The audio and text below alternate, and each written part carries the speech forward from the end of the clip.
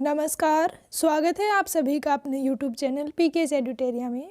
हमने जो BA programme second year यानी थर्ड सेमेस्टर की हिंदी की यूनिट 2 की शुरुआत करी थी, आज हम उसके पार्ट 7 के बारे में चर्चा करेंगे।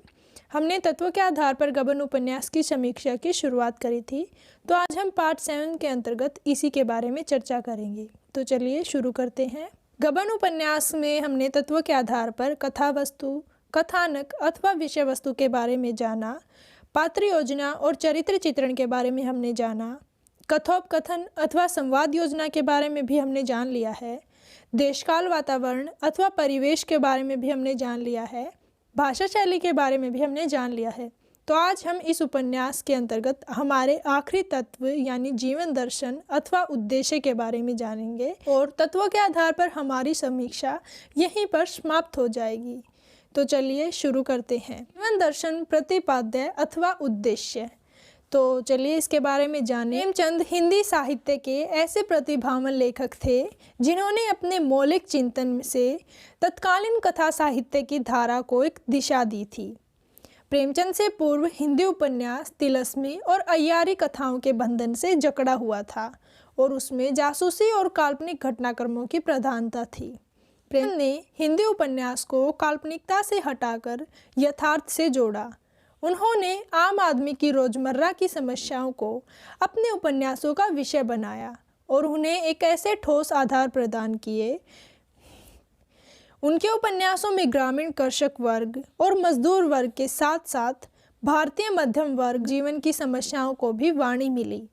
मध्यम वर्गीय समाज में व्याप्त दिखावे की भावना, झूठी शान और आर्थिक कठिनाइयों की जिस सच्चाई को प्रेमचंद ने अपने उपन्यासों में प्रस्तुत किया, उसने उन्हें जन जन का लेखक बना दिया।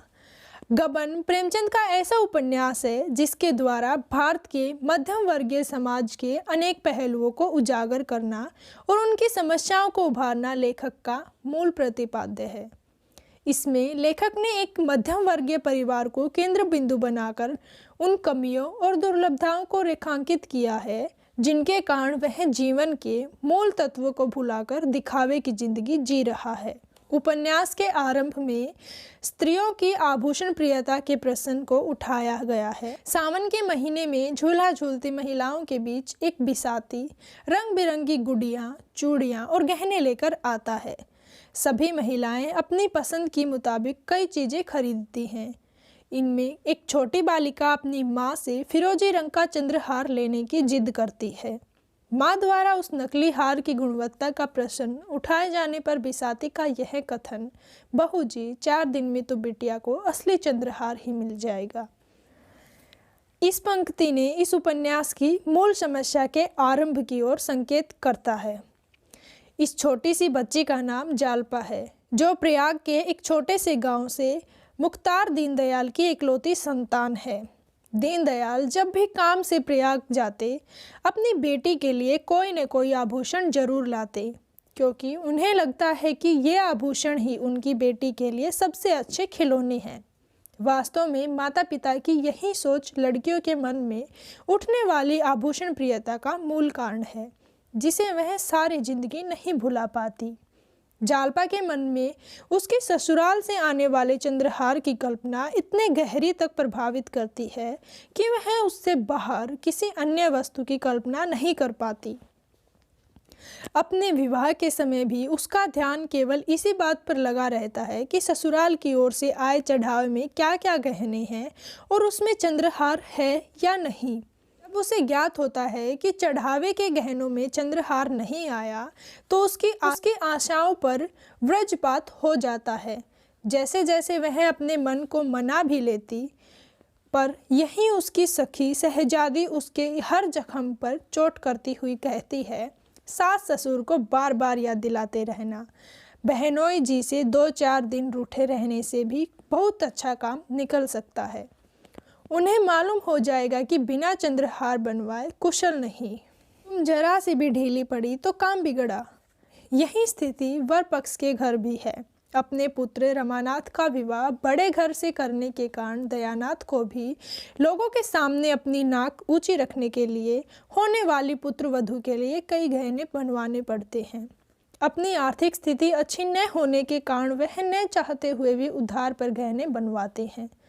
शादी के 7 दिन के अंदर सर्राफ को 1000 रुपये चुकाने का वादा करने पर असमर्थ होने में उन्हें अपनी ही घर की बहू के गहने चोरी करवाने का नाटक करना पड़ता है। इसी प्रकार आगे भी अपनी नवविवाहिता पत्नी के आग्रह पर उसे प्रसन्न करने के लिए रमानाथ द्वारा अपनी हैसियत से बढ़कर गहने बनवाना और निरंतर कर्ज में डूबते जाना हमारे समाज में व्याप्त आभूषण प्रियता की इस समस्या को बड़ी तीव्रता से अंकित करता है। सर्राफ लोग भी समाज की इस कमजोरी को पहचानते हैं और अपनी मीठी मीठी बातों से ऐसा कपट जाल बुनते हैं कि आदमी फंसे बिना रह नहीं सकता। रमानाथ जालपा के लिए गहने देखने बाजार जाता है, पर अपनी आर्थिक स्थिति पहचानकर उन गहनों को खरीदने से इनकार कर देता है तो सुनार यह कथन कहता है, रुपयों का मुंह न देखिए बाबूजी, जब बाबूजी पहनकर बैठेंगी तो एक निगाह से सारे रुपए तर जाएंगे। उसे न चाहते हुए भी उन गहनों को उधार पर लेने के लिए मजबूर कर देता है। इसी प्रकार वकील इंद्रभूषण की पत्नी रतन और खटिक देवीदीन की पत्नी जागेश्वरी भी इस आभूषण मोह के जाल में जकड़ी है। यह स्त्रियों का आभूषण प्रेम ही है जो रमानाथ को रिश्वत लेने, उधार लेने और गबन करने पर मजबूर करता है। उपन्यास के एक पात्र रमेश का यह कथन लेखक के मन की व्यथा को व्यक्त करता है। गहनों का मर्ज न जाने इस दरिद्र देश में कैसे फैल गया। जिन लोगों के लिए भोजन का ठिकाना नहीं, वे भी गहने के पीछे प्राण देते हैं। हर साल अरबों रुपए केवल सोना चांदी खरीदने में ही व्यय हो जाते हैं। जिस देश के लोग जितने ही मूर्ख होंगे, वहाँ जेवरों का प्रचार उतना ही अधिक होगा। इसी प्रकार देवीदीन भी समाज में फैले गहनों के इस रोग का खुलासा इस प्रकार करता है। जहाँ देखो हाय गहने, हाय गहने, गहने के पीछे जान दे दें, घर के आदमियों को भूखा मारें, घर की चीज़ें बेचें और कहाँ तक कहूँ अपनी आबरू तक बेच दें। छोटे बड़े, अमीर गरीब, सबको यही रोग लगा हुआ है। गबन के पात्रों में ये कथन लेखक की विचारधारा के साथ साथ हमारी सामाजिक स्थिति को भी प्रतिबिंबित करते हैं। गहनों के मोह के कारण स्त्रियां अपने पुरुषों पर अनुचित दबाव डालती हैं और पुरुष स्त्रियों को प्रसन्न करने के लिए येन केन प्रकारेण धन जुटाकर उन्हें गहने गढ़वा कर देते हैं। सीधे रास्ते से धन न मिलने पर वे रिश्वत और उधार का सहारा लेते हैं। प्रेमचंद ने प्रस्तुत उपन्यास के माध्यम से रिश्वतखोरी और कर्ज की आदत को आभूषण प्रियता के साथ जुड़ी हुई समस्या के रूप में प्रस्तुत किया है। जब रमानाथ का विवाह दीनदयाल की पुत्री के साथ होना निश्चित होता है, उसके पिता पुत्र के विवाह के लिए कर्ज लेकर जीवन भर के लिए अपनी सुख शांति से हाथ धो बैठते हैं। इसी प्रकार रमानाथ भी एक बार उधार पर गहने खरीदकर उस चक्रव्यूह में इस प्रकार फंसता है कि उससे बाहर ही नहीं निकल पाता। व्यापार कुशल जोहरियों के वाक जाल में वह ऐसा उलझता है कि हाथ में पैसे न होते हुए भी उधार पर तरह तरह के आभूषण लेता है। पत्नी को आभूषण देकर उसे प्रसन्न करने का नशा उस पर इतना हावी हो जाता है कि वह उधार चुकाने की बात को नज़रअंदाज करते हुए निरंतर कर्ज में डूबता जाता है। यही नहीं, जब उसे ऑफिस में नौकरी मिल जाती है तो 30 रुपये तनख्वाह वाली जगह को भी वह इसलिए स्वीकार कर लेता है कि वह जगह आमदनी की थी। नौकरी मिलते ही वह इस कल्पना में खो जाता है कि उसे ऊपरी आमदनी कितनी हो, जिससे वह जालपा के लिए अन्य गहनों के साथ साथ चंद्रहार भी बनवा सकेगा। रिश्वतखोरी की समस्या समाज में हर क्षेत्र में फैली हुई है, चाहे वह रमानाथ का दफ्तर हो या पुलिस का महकमा। हर जगह यह दानव की तरह अपने विकराल पंजे फैलाए हुए हैं। कोई इसे रिश्वत न कहकर दस्तूरी कहता है तो कोई इसे अपना काम कराने के लिए दी गई भेंट।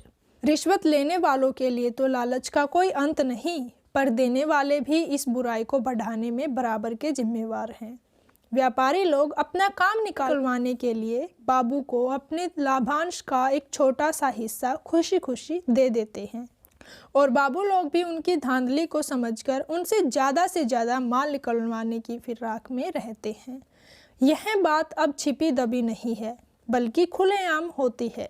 खां साहब रमानाथ को इस जगत व्यवहार के बारे में बताते हुए कहते हैं, हर एक बिल्टी पर एक आना बंधा हुआ है, खुली हुई बात है, लोग शौक से देते हैं। इस एक आने में से आधा चपरासियों का हक है जो बड़े बाबू पहले थे, वह 25 रुपये महीना लेते थे। यही स्थिति पुलिस विभाग में भी है। रमानाथ को छुड़ाने के लिए जब देवी दिन दरोगा को 5 गिन्नियां भेंट करता है तो ऊपर से ईमानदार बने रहने का ढोंग करते हुए वह उससे 50 गिन्नियां लाने को कहता है। मामला सच हो या झूठ, एक बार जो पुलिस के हत्थे चढ़ा वह बगैर खिलाए पिलाए छूट नहीं सकता। यह रोग हमारे समाज में इतनी गहराई से बैठ चुका है कि हर आदमी को कहीं न कहीं इसका सामना करना ही पड़ता है। रिश्वतखोरी की इस समस्या को बेबाक ढंग से सबके सामने रखना और उसके प्रति आम आदमी को जगाना गबन के प्रतिपाद्य का महत्वपूर्ण पहलू है। दिखावा और मिथ्या आडंबर की बुराई भी हमारे समाज के प्रत्येक वर्ग को जकड़े हुए है। शादी ब्याह का अवसर हो या अन्य कोई सामाजिक उत्सव, लोग बढ़ चढ़कर अपने धन वैभव का प्रदर्शन करना चाहते हैं। होड़ा होड़ी की यह प्रवृत्ति इतनी बढ़ गई है कि अपनी हैसियत न होते हुए भी सभी प्रदर्शन भावना से पीछे नहीं हटते, फिर इसके लिए चाहे कर्ज उधार का सहारा ही क्यों न लेना पड़े। प्रेमचंद ने गबन में दयानाथ, रमानाथ, जालपा आदि सभी पात्रों में दिखावे और मिथ्या आत्म प्रदर्शन की भावना का चित्रण किया है। दयानाथ जानते हैं कि शादी में खर्च करने के लिए उसके पास बहुत धन नहीं है और वह इसके लिए कर्ज लेने के लिए भी हिमायती नहीं है, पर टीके में कन्या पक्ष की ओर से 1000 रुपये पाकर वे समाज में अपनी हेकड़ी नहीं कराना चाहते। वह भी ऐसी बारात ले जाना चाहते हैं जो लोग लंबे समय तक याद करें।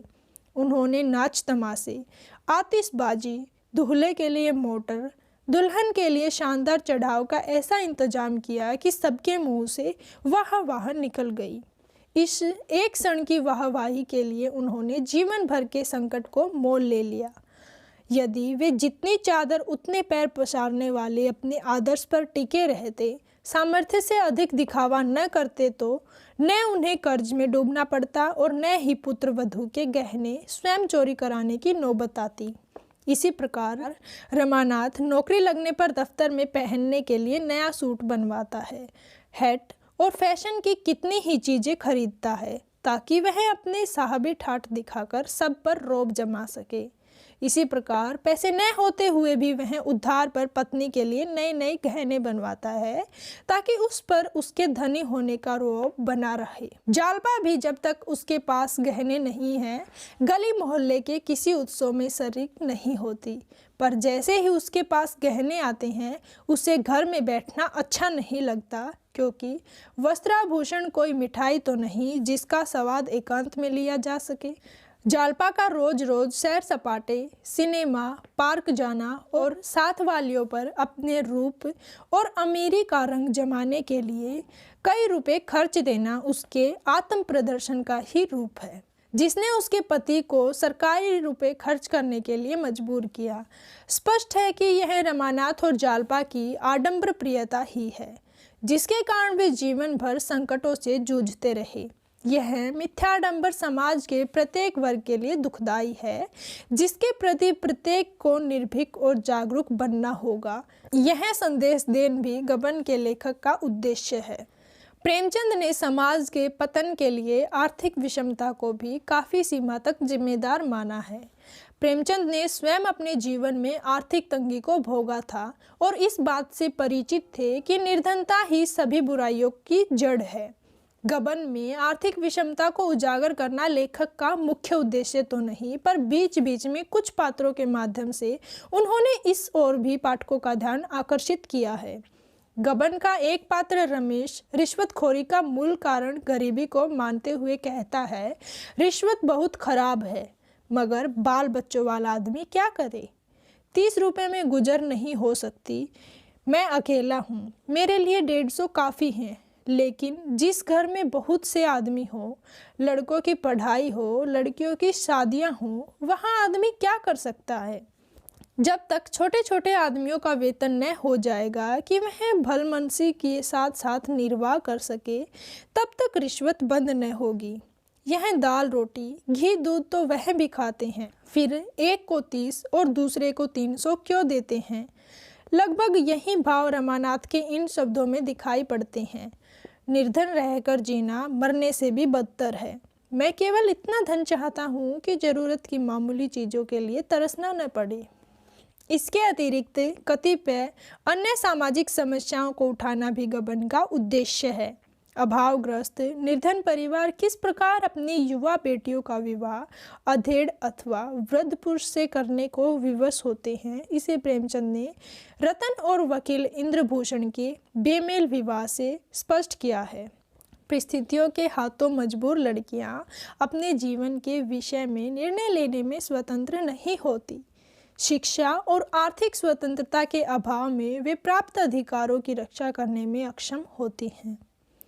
उम्र में पिता के सम्मान इंद्रभूषण से विवाह करके रतन को अपना जीवन व्यर्थ प्रतीत होता है, तो उनकी मृत्यु के पश्चात वह और भी असहाय हो जाती है। वकील साहब का भतीजा मणिभूषण किसी वसीयत के न होने पर सम्मिलित परिवार की संपत्ति में पत्नी का हक न होने के कानून का सहारा लेकर उनकी सारी संपत्ति अपने नाम कराकर रतन को बेसहारा छोड़ देता है।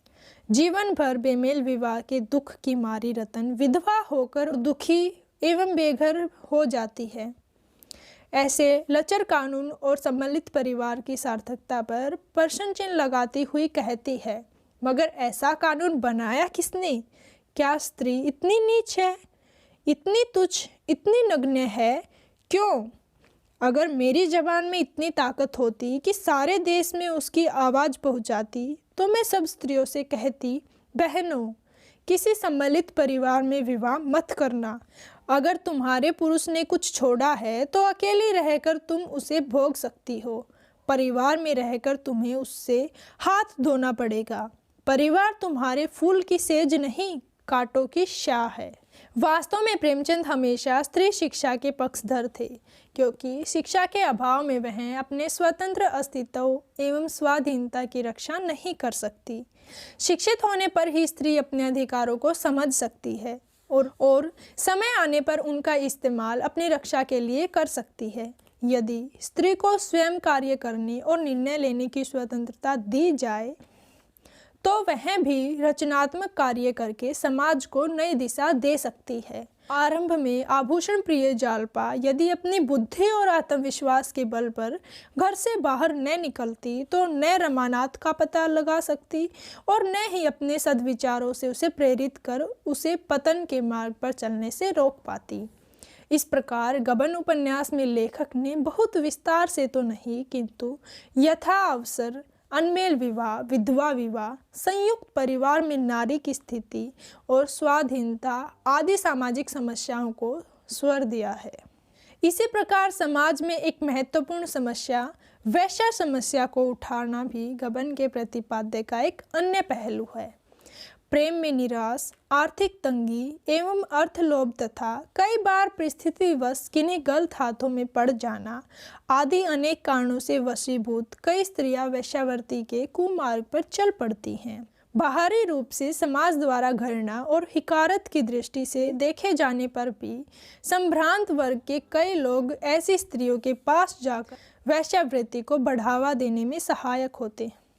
गबन की जोहरा अपने मन की व्यथा और व्यवस्था व्यक्त करते हुए कहती है, हम में जितनी बेचारियां मर्दों की बेवफाई से निराश होकर अपना चैन आराम खो बैठती हैं, उनका पता अगर दुनिया को चले तो आंखें खुल जाएं।